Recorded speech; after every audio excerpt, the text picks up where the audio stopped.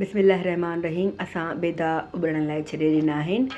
उन सां गॾु असां विधो आहे हिकु कटियल पटाटो। ॿिए पासे असां तेल में थोरो बसरु गोल्डन फ्राई कंदासूं ऐं थूम कुटे रखंदासूं।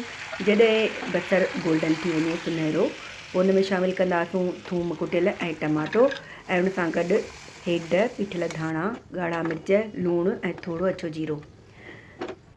तक़रीबन 5 मिंट बॉइल थियण खां पोइ असां पटाटा कढी रखंदासूं ऐं जेका असां हीअ भाॼी ठाही आहे टमाटे जी, उन में इहे अधु रधियल पटाटा शामिलु कंदासूं ऐं उन सां गॾु भुञंदासूं पटाटनि खे चङी तरह।